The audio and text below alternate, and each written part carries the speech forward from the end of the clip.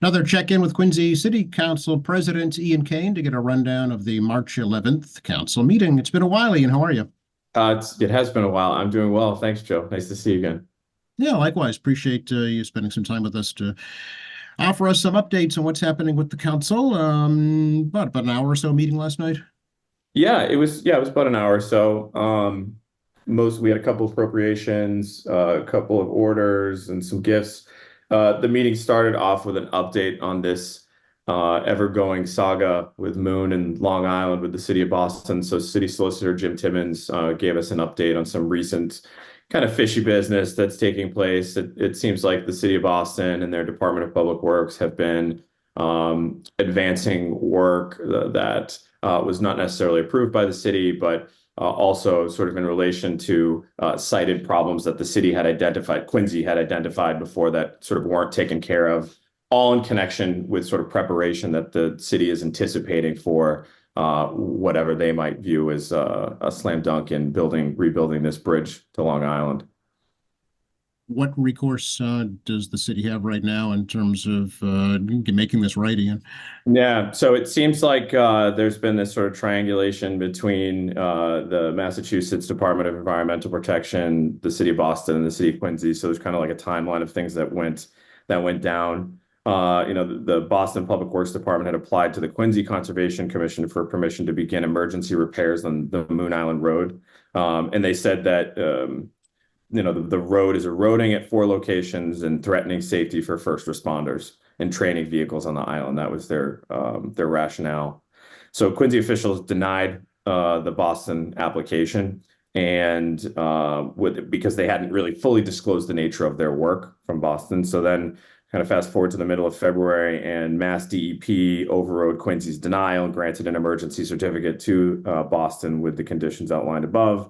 And then agency officials visited the site later in the month and determined that Boston had not, in fact, actually put in place any erosion controls. So then the Mass DEP ordered Boston to cease the work until the proper erosion controls were put into place. And it's true. It's at this point, it's unclear, if Boston has complied or resumed work on Moon Island. As of the end of this month, there'll be an appeal hearing. Quincy's having an appeal hearing on Chapter 91 waterways license, which Mass DEP granted to Boston in August. So, stay tuned on that. I know that Councilor Harris and, of course, the mayor, City Solicitor Timmons, the whole team, Inspectional Services, DPW from Quincy have been, really on top of this. This is still very much a community issue, and I know the city's doing all that they can to fight the city of Boston on this one. And this is so dramatic, at this point. It's like, this sort of subterfuge that the city is going through with, doing work unbeknownst to anyone and sort of against, the wishes of the city. So. Yeah, just as a matter of disclosure, I have reached out personally to the city of Boston and had no response whatsoever, just to try and give them an opportunity, and that remains open too, if they would like to. They're too good for you, Joe. The appeals hearing coming up for the waterways license, was that permit issued for the bridge reconstruction or the causeway reconstruction? No, I think it was in relation to the road. Okay, all Yeah. right. Yeah. So stay tuned for that. Stay tuned. Yep. Was that the Uh, bulk of the meeting last night, Ian? that was a good portion of, Solicitor Timmons gave us a presentation. That was a good portion of the first half of the meeting. And then we went right into an appropriation for the Quincy Fire Department. So we approved $5.2 million for purchasing and outfitting new equipment for the Quincy Fire Department. So what that $5.2 million will go to are 2 new engines and 1 ladder truck. That's $4.3 million. $450,000 for procuring specialized firefighting equipment, tools such as the Jaws of Life, which people are familiar with, including thermal imaging cameras and ventilating equipment. And then another $450,000 is earmarked for necessary upgrades to fire stations themselves. Some of them in more, let's say, historic condition that need to be updated and preserved in order to fit, into adequately accommodate some of these new equipments. So, this is great. We learned a bit that the lead time for ordering these new trucks is very long, apparently years. And so, you need to get ahead of that. I guess the supply chain has changed dramatically since COVID. So to get new fire equipment takes anywhere between 3 to 5 years now. So this is a well needed and useful investment for the city. So that passed unanimously. Okay. And how will that be funded, Ian? Is that a bond issue? That is a bond issue, yes. Yeah. Very And let's see. And then we had some gifts. People send in gifts to the DARE program and to Friends of Wollaston Beach. Those were accepted. And that was our meeting last night. Yeah, a couple of home rule petitions too, I see. Oh, I'm sorry. Yes, yeah. I did. I left those out. I'm sorry. So yes, 2 home rule petitions. One was an act relative to a retired Quincy firefighter who suffers from Parkinson's disease.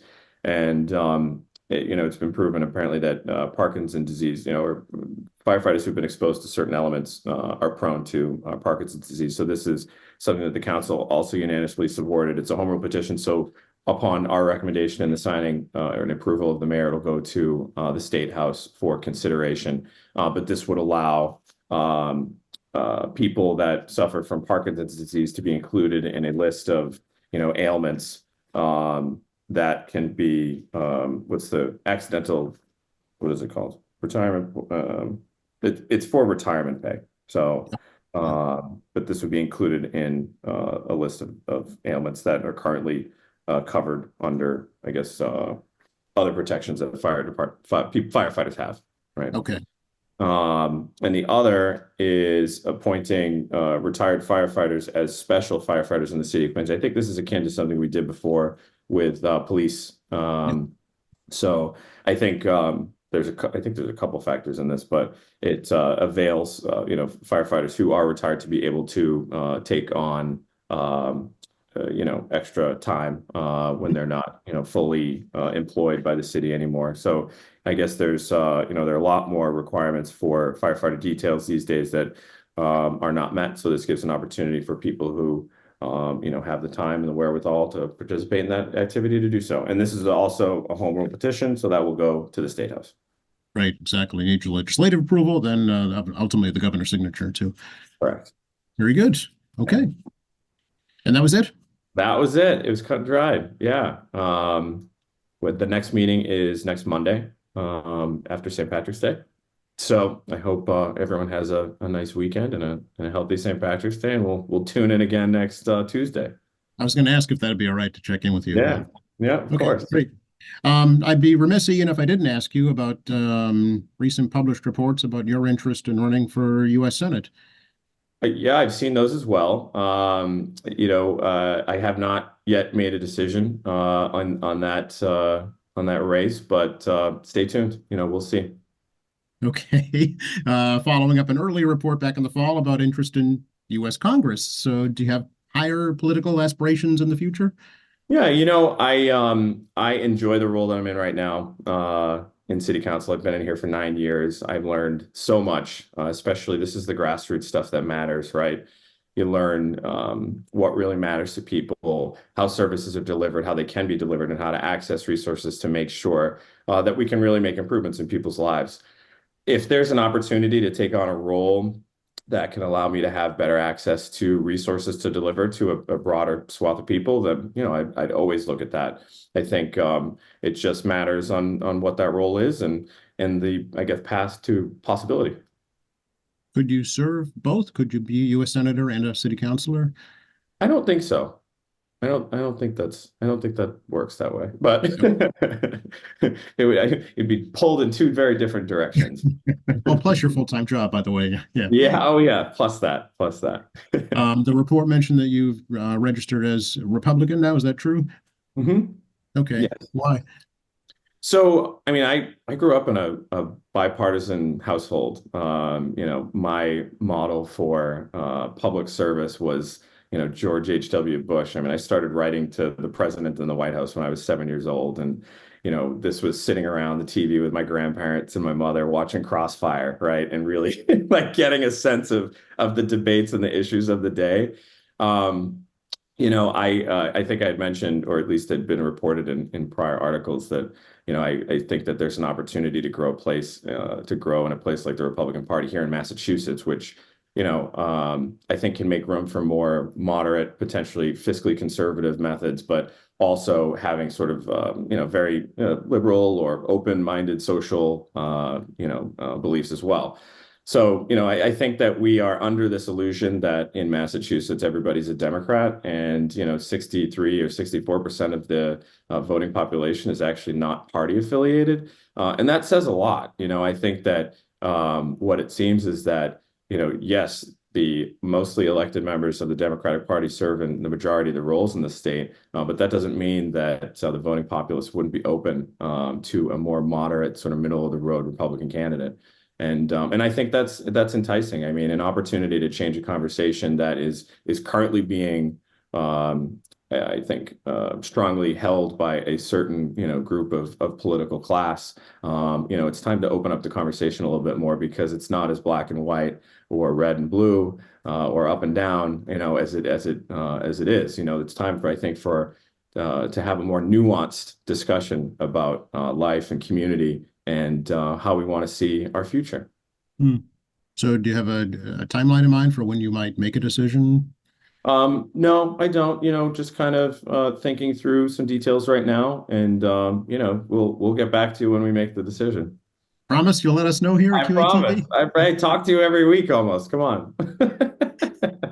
Appreciate that, Ian. Always good to talk to you. Really appreciate your time. Thanks, Joe. I'll see you next week. Okay, bye-bye. Bye-bye.